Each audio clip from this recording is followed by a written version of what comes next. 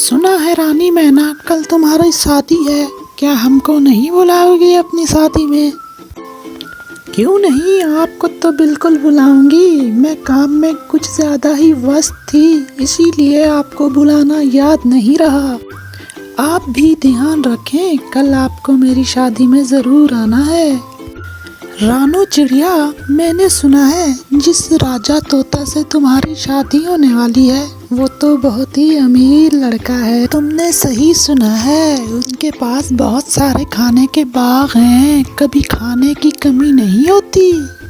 रानी मैना की शादी तो मैं उस तोते से हरगिज़ नहीं होने दूंगी। उसके लिए तो मुझे कुछ न कुछ करना ही पड़ेगा। आइडिया तो बहुत अच्छा आया है मेरे विचार में।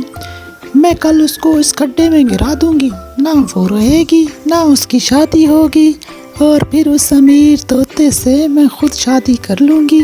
सियानी चिड़िया ये प्लान बना रही होती है कि किसी तरह रानो चिड़िया की शादी को रोका जाए और उस अमीर तोते से शादी खुद कर ली जाए। लेकिन अचानक ही उसकी अपनी तबीयत ख़राब होती है और उसे चक्कर आने लगते हैं और वो सीधा जाके उस खाई में गिर जाती है जो उसने रानी चिड़िया के लिए खोदी थी। फिर खुद ही मदद की भीख मांगने लगी। इतने में रानो चिड़िया ने उसकी आवाज़ सुनी और वो आ गई। रानी चिड़िया उसकी मदद को आ जाती है और उसे कुएं से निकाल लेती है।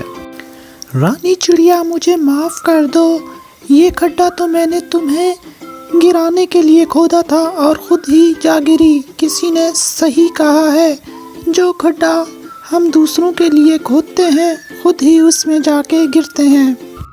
ठीक है, मैंने तुम्हें माफ़ किया। वैसे भी तुम्हें तुम्हारी गलती का एहसास हो गया। जब तुमने अपनी गलती मान ही ली है तो मैंने भी तुम्हें माफ़ कर दिया। अच्छा, अभी तुम चलो, मेरे साथ चलो, मैंने अपनी शादी की बहुत सारी तैयारी करनी है, तुम मेरी मदद करो। दोनों ही मिलकर शादी की तैयारी करने लगते हैं और इस दौरान वो बिल्कुल रेडी हो जाते हैं और अपने शहज़ादे का इंतज़ार करने लग जाती है रानो चिड़िया। तोता राजा भी शादी की तैयारी मुकम्मल करके वहाँ पहुँच जाते हैं और अपनी रानी से मिल लेते हैं।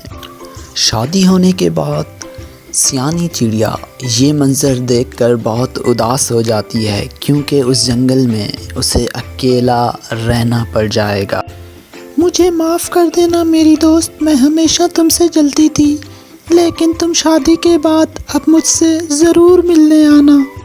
मन तो मेरा भी नहीं कर रहा, लेकिन क्या करूं, मैं शादी के बाद तुमसे मिलने आऊंगी। आखिरकार तुम मेरी बहुत अच्छी और पुरानी दोस्त हो। रानी चिड़िया, तुम्हें उदास होने की ज़रूरत नहीं है, वैसे भी हमारे बाग तो यहीं हैं। हम फिर जब आएंगे तुम्हारी सहेली से भी मिल लिया करेंगे।